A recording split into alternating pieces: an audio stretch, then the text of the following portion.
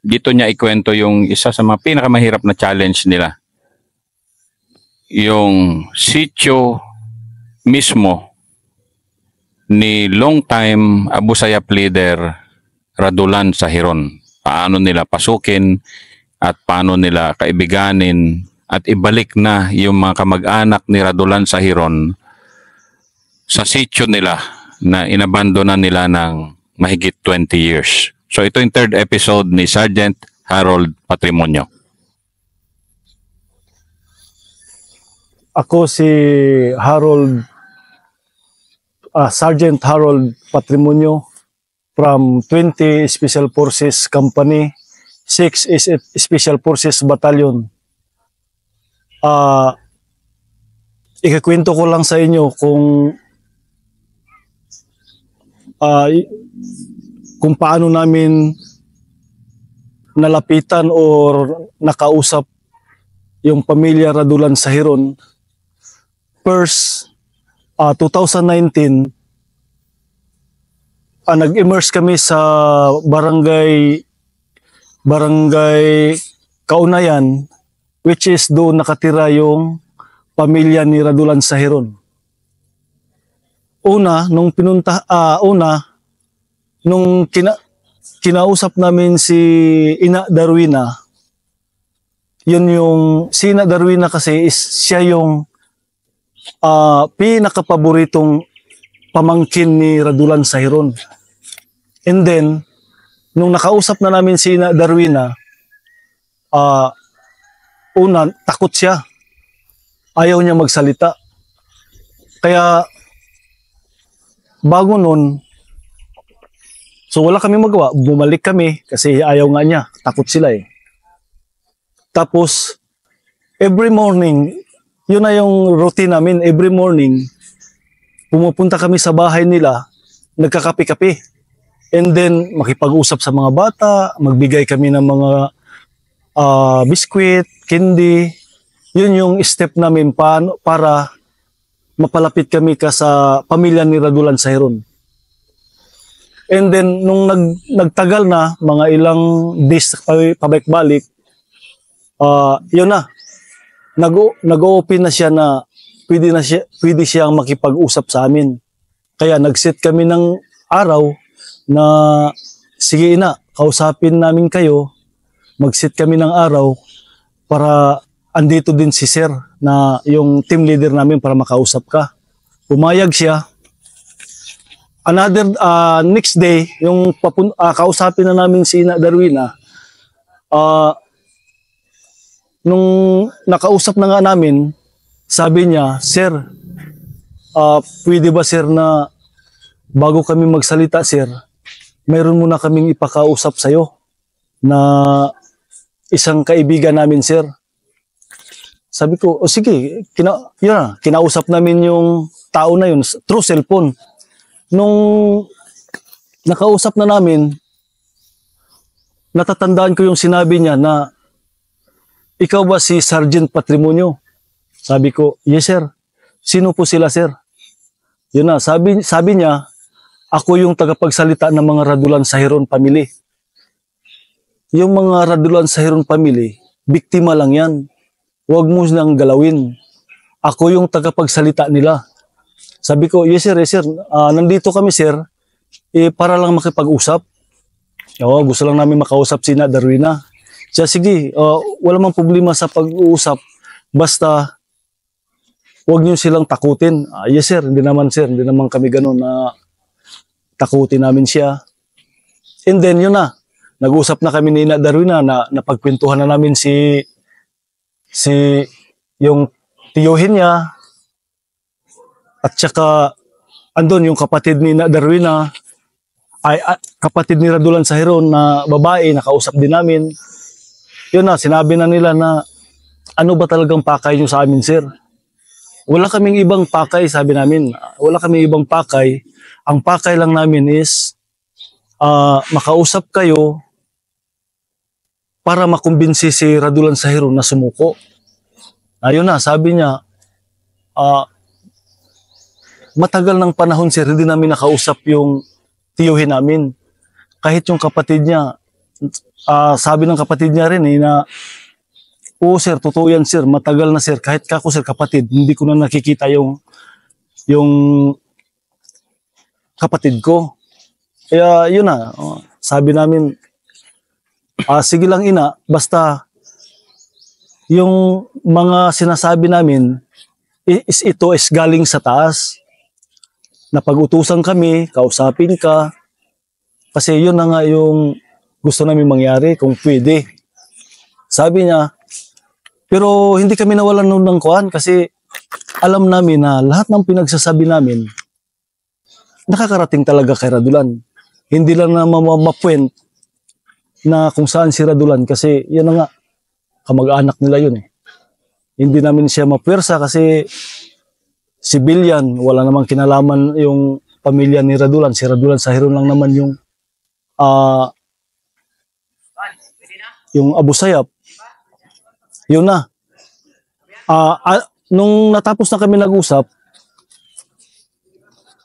bumalik na kami sa kuha namin, sa kung saan kami nakatambay, sa barangay hall kami nakatambay eh. Nung kinabukasan, bumalik kami uli. Yun na, nililecture namin sa kanila yung bagong batas na gawa ni Kuan, yung batas na anti-terrorism law, which is yung anti-terrorism law, nakapaloob kasi doon na once malaman ka doon na nagsuporta ka, maaari kang makulong. Nire-raise namin sa kanila, pinaremind namin na may bago tayong batas ina. Kahit sabihin na natin na hindi nyo siya mapasuko, hindi nyo masabi kung saan siya, pero once nagsusupport ka, maaari ka pa rin naming hulihin. Maaari kang makulong. Yun ang bagong batas. Sumang-ayon naman siya doon, pero nung time na yun na magpulong-pulong sana kami kasi kinausap na rin namin yung barangay na kung pwede magpulong-pulong kami kasama yung mga pamilya ni Radulan para i-lecture namin yung anti-terrorism law. Hindi lang siya natuloy kasi parang marami pa kasing kailangan ng mga tagapagsalita doon kasi kami sa anti-terrorism law hindi man kami authorized magsalita doon.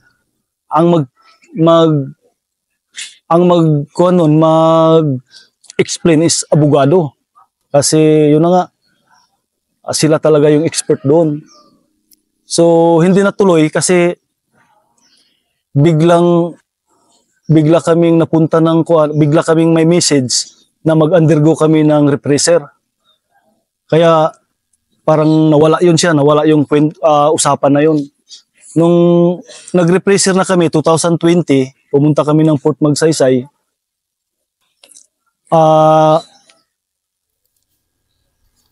After 6 months kami doon sa Fort Magsaysay, pagbalik namin dito sa Sulo, doon na kami napunta sa Barangay Bakong. Pero noon, siyempre tinatansyan nyo yun eh, nakausap nyo na to. Ito na. Kasi para sa information ng public, si Radulan sa Hiron talaga yung pinakamatinding commander na Abu Sayyaf sa Sulu. Napakatagal, nag-MNLF muna siya, tapos naging Abu Sayyaf commander. And siya ang pinakamailap, pinakamalakas, pinakamaraming puwersa. Pero nung na-breakthrough nyo yung pamilya niya, kasi na-meet ko rin si Ate Darwina, talagang paborito siya. Yes, sir. Pero hindi ba kayo nag-ano noon na medyo tinatakot nyo ng kaunti sila? Paano yung strategy nyo? Kasi parang, di ba, binabalanse nyo yun, di ba, na magtiwala sila sa inyo, pero yung nga, sumusuporta sila. So yun yung parang doon nyo sila binalanse, ganon? Yes, sir. Bali, ang kon yun, sir, medyo may pinasok din kami doon na psyops para matwist. Para yung concern, yung anti-terrorism law, pinasok namin yun para makapag-isip sila na, uy, maaari pala silang makulong. Kaya, yun ang inano namin, sir, na para mabago yung pananaw nila. Kaya hindi lang kasi nakuha yun, sir, kasi yun na nga, nag-schooling kami. And then, sir, nung pagkatapos na namin mag-schooling, mag-prepare, sir, bumalik kami sa Sulu. Yun na 2023, napunta kami sa Barangay Bunbun. Tapos, may directive sa amin na ibalik barangay. Kasi, nung time na yun, sir, sumuko yung 21 na Abu Sayyaf, sir. Yung grupo ni Radulan Sayron, sumuko. Ngayon, sir, pinuntahan namin uli si Ina Darwina, kinausap na, Ina, willing ka ba na magbalik balik sityo? Oh, sir, willing kami, sir, kasi taga doon kami, sir, eh. Ilang years diyan na ako pinanganak, sir, sa Lumbaan. Kaya yun na, simula nun, pinabalik namin sila sa Lumbaan. Tapos, nung bumalik na sila sa Lumbaan, hindi pa yun yung formal talaga na balik sityo na sila.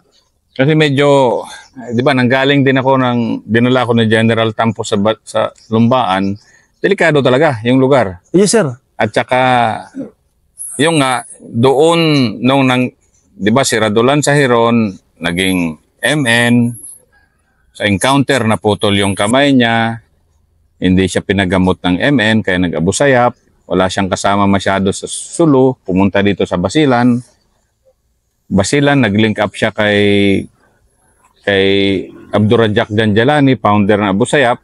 Then, yung puwersa nila nag-joint force, dinala niya doon sa Lumbaan. Doon yung unang landing nila. Kaya medyo mabigat talaga si Lumbaan. Yes, sir. Bali, nakwento ni Darwin na din sa akin, sir.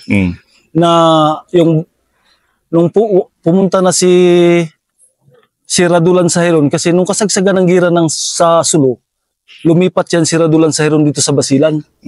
Nung dumating siya sa Basilan, nung medyo hindi na mahigpit na naman yung hulo, bumalik siya, yun na, dinala na niya si Abdurrazzaq. Yan si Abdurrazzaq, sir, kapitbahay lang yan ni Radulan Sayron. Doon sa Lumbaan? Yes, sir. Bali, ang sabi ni Radulan Sayron sa mga kapatid niya, pamangkin niya, huwag kayong lumapit doon. Kasi kasama daw niya yun. Yun ang sabi nila. Kaya naalala talaga ni Ina Darwina yung mga pangyayari doon, sir. Na dyan sila na, tawag ito,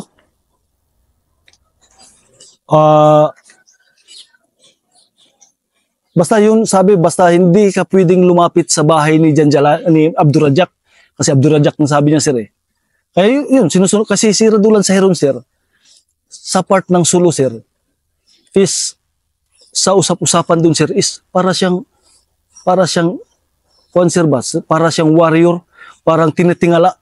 Tinitingala talaga? O, sir, legend siya sa yes, sa tinitingala siya sa lugar nila. Kung, yun na, naisip-isip namin kung pwede pa nga sana maglagay sila ng estatwa. Pwede lang gawin yun, eh. Kasi ganun nila kamahal si Radulan Sayron. Kaya mahirapan kami noon na magkuha ng impormasyon regarding kay Radulan.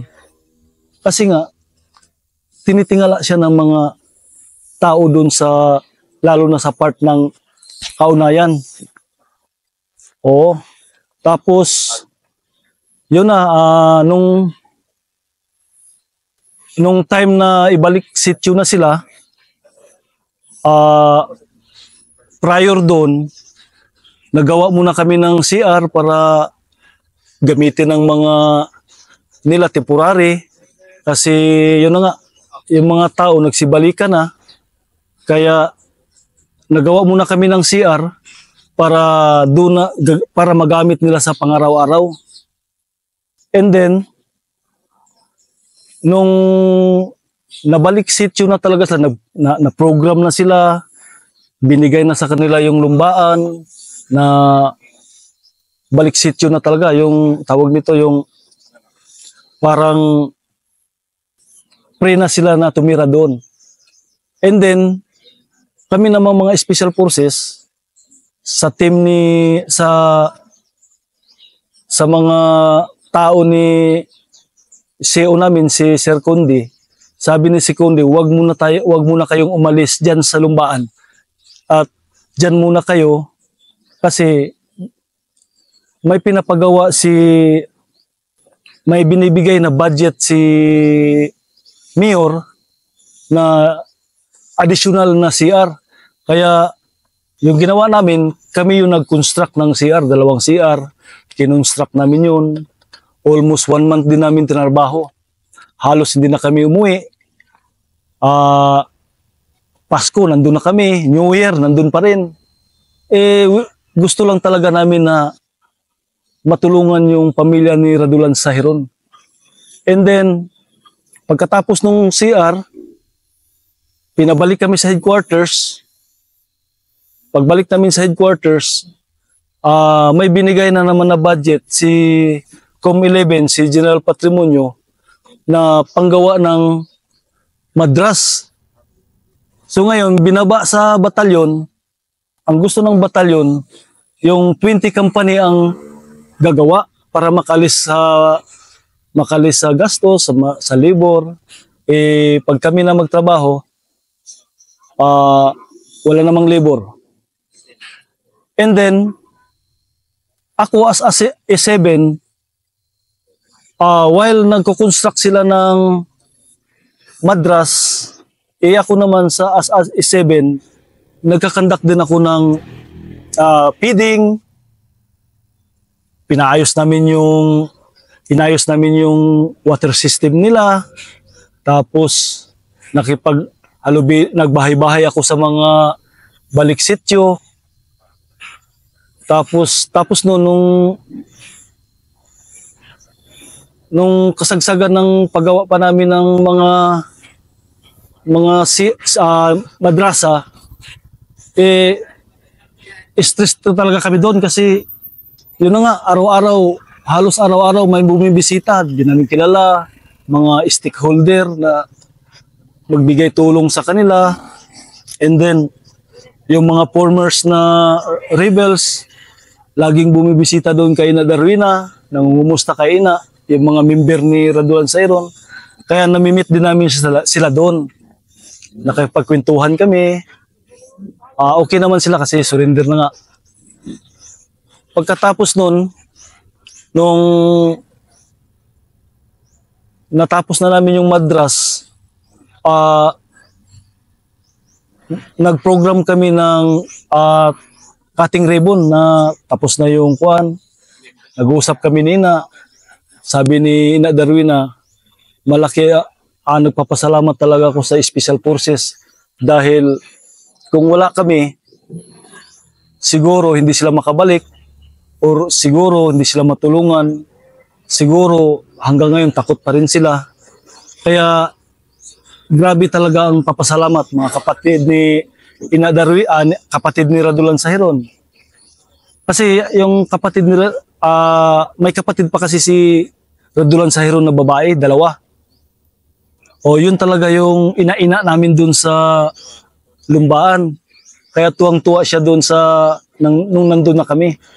Kasi masaya sila kasi marami kaming, yun nga, isa talagang kwantong yung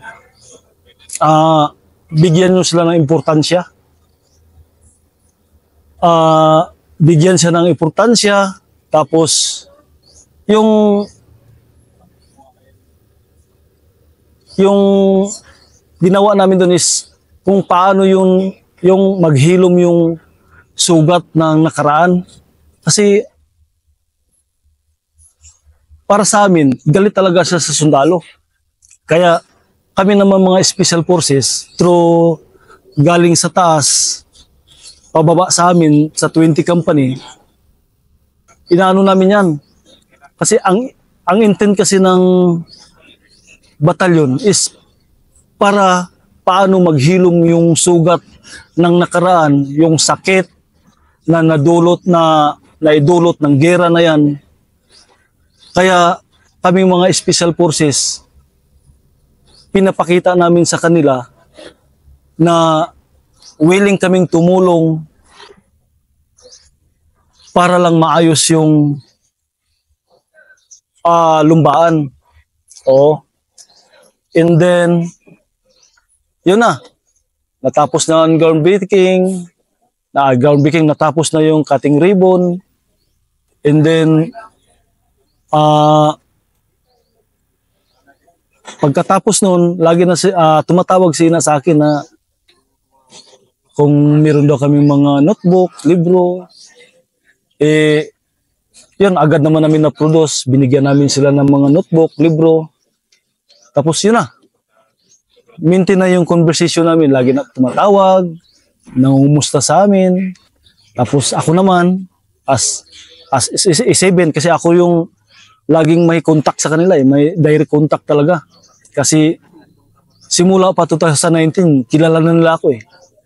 Pagkasabing patrimonyo, kilala na nila. Kahit bata doon sa lumbaan, kilala na basta patrimonyo. Oo. Kaya yun na, kontak-kontak lang. Musta kayo na? Okay lang ba kayo dyan? Oo, sir, salamat sir ha. And then, yun na. Hanggang sa, yun na, nagpaalam na ako nung napunta na kami ng, nung nalaman ko na mapunta na kami ng Basilan, yun na, nagpapaalam na ako. May malungkot sila. Ayaw nila sana, kaso wala silang magawa. Wala rin ako magawa. Kailangan kami na pumunta ng Basilan.